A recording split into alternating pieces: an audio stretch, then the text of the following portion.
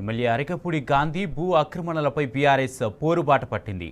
గాజుల రామారంలో హైడ్రా స్వాధీనం చేసుకున్న భూమి చుట్టూ 24 గంటలు తిరగక ముందే రేకులు వేసి మళ్లీ అరికపూడి గాంధీ ఆక్రమించాడు. అయితే అరికపూడి గాంధీ ఆక్రమించుకున్న భూమిని బీఆర్ఎస్ ఎమ్మెల్సీలు ఎమ్మెల్యేల బృందం పరిశీలించింది. హైడ్రాను అడ్డుపెట్టుకుని రేవంత్ సర్కారు అనేక అక్రమాలు చేస్తుందని బీఆర్ఎస్ నేతలు మండిపడ్డారు. నిరుపేదల ఇండ్లు కూల్చే హైడ్రాకు పెద్దలకు కనబడరా అని నిలదీశారు. వెంటనే అరికపూడి గాంధీ ఆక్రమణలపై చర్యలు తీసుకోవాలని డిమాండ్ చేశారు.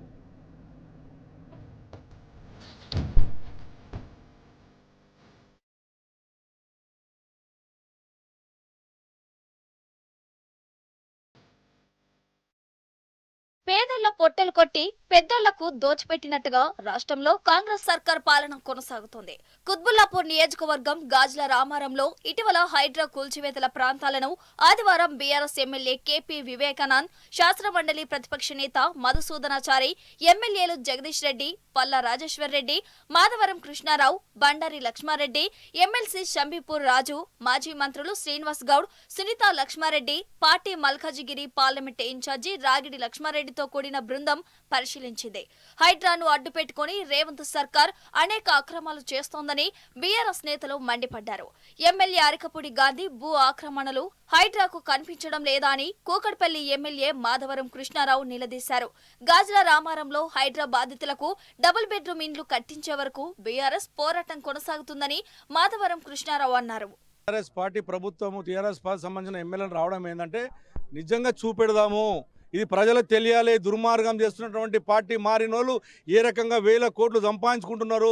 వీళ్ళు పార్టీ మారింది ప్రజల కొరకు కాదు, వాళ్ళ భారీగా పిల్లల సంపాదన కొరకు మారినటువంటి దాంతోనే ఇవాళ మేము కేటీ రామారావు గారి ఆదేశం ప్రకారం ఇవాళ ప్రజలకు సపోర్ట్గా మేము వచ్చాం.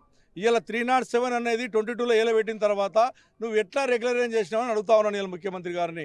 కాంగ్రెస్ ప్రభుత్వానికి దమ్ముంటే షేరిలింగంపల్లి ఎమ్మెల్యే అరికపూడి గాంధీ ఆక్రమించిన 1100 కోట్ల విలువైన ప్రభుత్వ భూమిని స్వాధీనం చేసుకోవాలని ఈ సందర్భంగా మధుసూదనాచారి, ఇతర నేతలు కాంగ్రెస్ ప్రభుత్వానికి సవాల్ విసిరారు. పేదలకు ఒక న్యాయం, పెద్దలకు ఒక న్యాయమా అంటూ హైడ్రా తీరును ప్రశ్నించారు. అరికపూడి గాంధీ కుటుంబ సభ్యుల పేరిట ఉన్న ఆ ప్రభుత్వ భూమిలో ఏర్పాటు చేసిన ఫెన్సింగ్ ను హైడ్రా అధికారులు తొలగించిన 24 గంటల్లోనే తిరిగి ఆక్రమదారులు ఫెన్సింగ్ నిర్మించినా చూసి చూడనట్టుగా వ్యవహరించడం సిగ్గుచేటని పేర్కొన్నారు. స్వయంగా సీఎం రేవంత్ రెడ్డి దీని వెనుక ఉండి నడిపిస్తున్నారని ఆరోపించారు.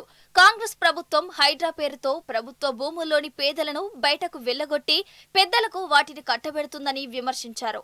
హైడ్రా పేరుతో కాంగ్రెస్ ప్రభుత్వం బ్లాక్మెయిల్ చేస్తుందని ధ్వజమెత్తారు.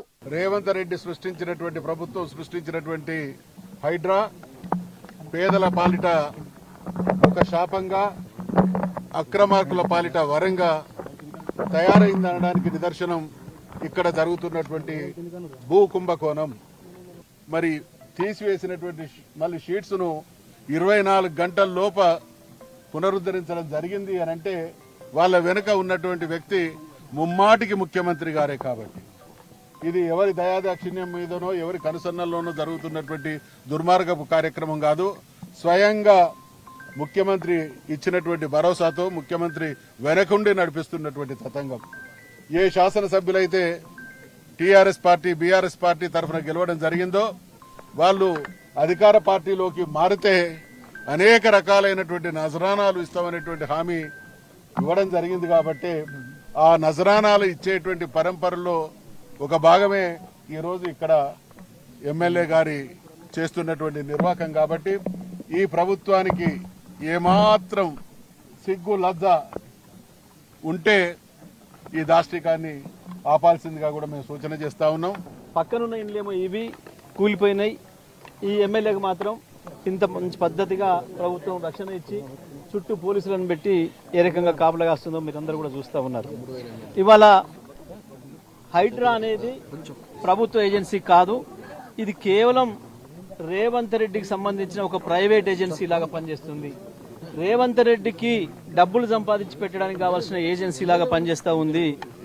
ఇవాళ ఇక్కడ కావచ్చు, అక్కడ మూసి ఒడ్డున కావచ్చు, మూసి ఒడ్డున నీళ్లు ప్రవహిస్తూ ఉన్నాయి. ఇప్పుడు పక్కన నీళ్ళను ఆనుకొనే కడుతూ ఉన్నారు. అయినా ఈ ప్రభుత్వానికి చీమ కుట్టినట్టు లేదు, హైడ్రా అటువైపు చూడడం లేదు. అంటే ఇది చాలా స్పష్టంగా కనబడుతుంది. ఈ ప్రభుత్వం పెద్దవాళ్ళ కొరకే, ఉన్న వాళ్ళ కొరకే తప్ప ఈ ప్రభుత్వం పేదల కొరకు కాదు అనేది చాలా స్పష్టంగా కనబడుతుంది.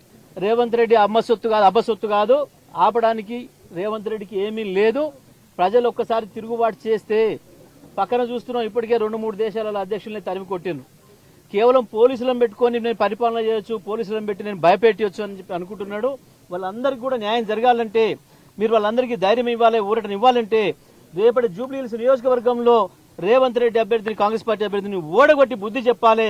దానితోనే మీరు హైడ్రాకు నిరసన చెప్పినట్టు, మీరు పేదలకు అండగా ఉన్నట్టు, హైడ్రాకు నిరసనగా, రేవంత్ రెడ్డి దుర్మార్గ పాలన నిరసనగా కూడా రేపు జూబ్లీహిల్స్ లో 11వ తారీఖు నాడు మీరు ఓటేసి ప్రజాస్వామ్యాన్ని నిలబెట్టాలని చెప్పి కూడా మేము విజ్ఞప్తి చేస్తా ఉన్నాం. హైడ్రా నిద్రపోతుందా అని చెప్పేసి ఈరోజు హైడ్రా అధికారులు ప్రశ్నిస్తూ ఉన్నాం.